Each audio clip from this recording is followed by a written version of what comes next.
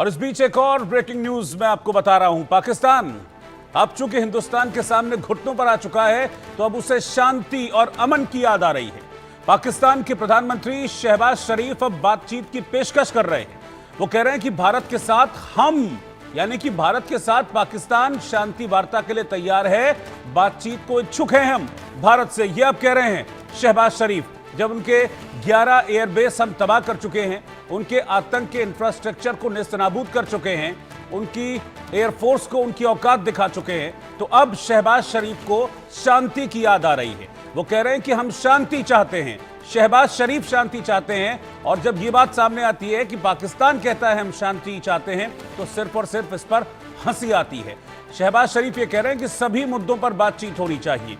तो अब बातचीत की टेबल पर वापस लौटना चाहते हैं शहबाज, क्योंकि जब जंग का मैदान था, जब युद्ध का मैदान था, तो वहां से शहबाज शरीफ और उनकी आर्मी दुम दबाकर भाग लिए थे।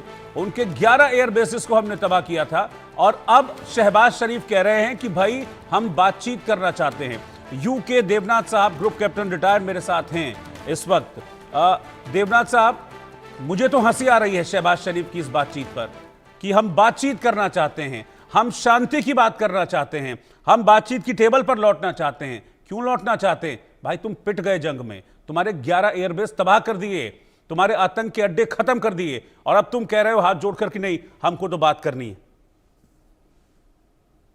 जी हाँ रोहित जी, एक तरह से देखा जाए तो ऑपरेशन सिंदूर का एक बहुत पॉजिटिव आउटकम हुआ है। ऑपरेशन सिंदूर का पॉजिटिव आउटकम ये हो गया है कि अब पाकिस्तान की आर्मी और आईएसआई को उनकी सही जगह पे यकीन हो गया है कि वो कहाँ ठहरते हैं भारत की आर्मी के मुकाबले जी। और दूसरी चीज है कि शहबाज शरीफ पीएमएल-एन लेड जो सरकार है, उनको भी पता लग गया है कि वो हमारी सरकार के मुकाबले कहीं नहीं ठहरते।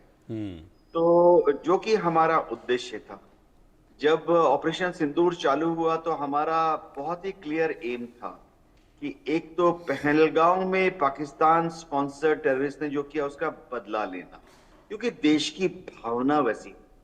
तो हमारी सरकार ने देश की जनता की भावना का आदर करते हुए उसको जमीन पर और आसमान में भी वास्तविक रूप दिया।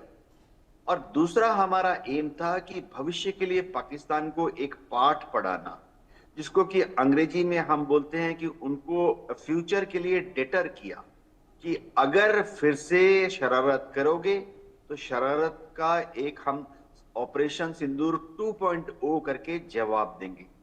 अब पाकिस्तान, शहबाज शरीफ को भी मालूम है कि ऑपरेशन सिंदूर जारी है। वो जरूर इस रिकॉर्डर को हर रोज रात को सोने के पहले और सुबह नींद से उठकर पढ़ते होंगे कि मोदी जी ने बोल दिया है ऑपरेशन सिंदूर अभी जारी है। तो इसलिए अगर आप देखें तो वो अभी एक अपने लिए जगह बना रहे हैं। उनकी बड़ी मजबूरी है। उनकी मजबूरी ये है कि उनको पाकिस्तान के जनता के सामने दिखाना पड़ रहा है कि वो जीत गए। तो दुनिया भर में अपनी जो प्रोपेगेंडा की दुमदुबी है वो बजा रहे हैं, लेकिन उनको मालूम है दिल ही दिल में कि वो जीते नहीं है, बुरी तरह से हार गए हैं, पिट गए हैं। तो भारत से बातचीत की पेशकश कर रहे हैं, लेकिन क्योंकि हमारे विदेश मंत्रालय में बहुत उच्च स्तर पर बहुत ही सीजन्ड वेटरन्स हैं, फॉरेन सर्विस ऑफिसर, जिन्होंने 50 साल तक इसी फील्ड में काम किया है।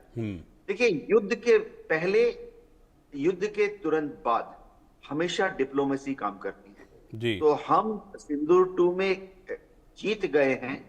अभी मामला विदेश मंत्रालय के कोर्ट पाले में चला गया है और पाकिस्तान का विदेश मंत्रालय जो ये एक सफेद झंडी दिखा रहा है, हमारा विदेश मंत्रालय अब उसका सही फायदा उठाएगा जी। ठीक है, आप मेरे साथ बने रहिएगा देवनाथ जी, मैं आपके पास वापस लौटूंगा। तो एक और ब्रेकिंग न्यूज इस वक्त आ रही है और बड़ी खबर यह है कि भारत ने जो एयर स्ट्राइक की थी पाकिस्तान पर, अब शहबाज शरीफ ने उसे भी कबूल लिया है। अब वो कह रहे हैं कि मुझे जनरल मुनीर ने बताया था कि हमारे कई एयरबेस तबाह हो गए।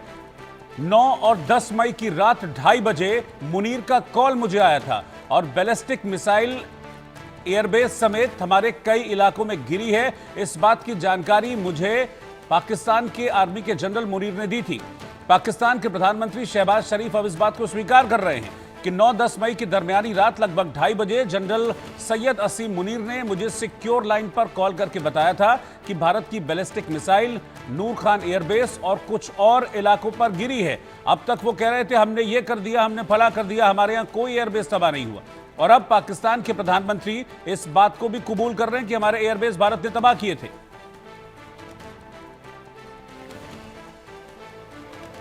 9 और 10 की दरमियानी रात में तकरीबन 2:30 बजे सिपा सलार जनरल सैयद आसिम मुनीर ने मुझे सिक्योर फोन पे मुझे बताया कि वज़ीर-ए-आज़म साहब, हिंदुस्तान ने अपने बैलिस्टिक मिसाइल अभी लॉन्च किए हैं, एक नूर खान एयरपोर्ट पे गिरा है और कुछ और दूसरे इलाकों में गिरे हैं। देवनाथ साहब, ये झूठ बोलने वाले सुधर कैसे रहे हैं? एक के बाद एक चीजों को मान रहे हैं, स्वीकार कर रहे हैं कि हमको मारा भारत ने, हमको पीटा भारत ने। पहले कह रहे थे हमने उनके फला जहाज गिरा दिए, हमने ये कर दिया, हमने उनका एयरबेस तबाह कर दिया, अपनी तबाही की बात नहीं कर रहे थे। और अब पब्लिक प्लेटफॉर्म्स पर ये बातें हो रही हैं कि हाँ भाई, जनरल मुनीर ने मुझे फोन किया था और बताया था कि भाई हमारे फला फला फला एयरबेस तबाह हो गए, भारत की मिसाइल गिरी आकर। जी, जरा मामला हास्यास्पद है। मैं शुरुआत ऐसे करूंगा कि एक कहावत है कि बकरे की अम्मा कब तक खैर मनाएगी या कब तक छुपाएगी।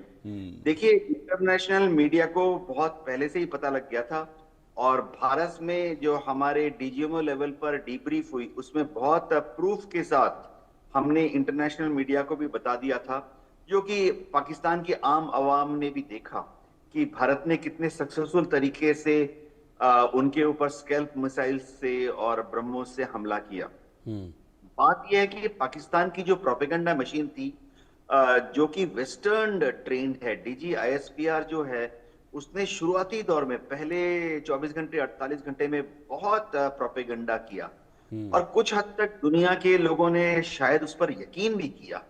लेकिन 72 घंटे के बाद जब दुनिया के लोगों ने, भारत में भी कई जगह पे लोगों ने उसकी फैक्ट चेक की, तो ये सामने आ गया कि पाकिस्तान का जो प्रोपेगेंडा है, वो लोग अपने प्रोपेगेंडा में जिन फोटोज, इमेजेस या वीडियो का इस्तेमाल कर रहे हैं, वो तो सब पुराने हैं। शायद भारत के पुराने वीडियो, शायद पाकिस्तान के पुराने वीडियो, शायद सूडान युद्ध के पुराने वीडियो।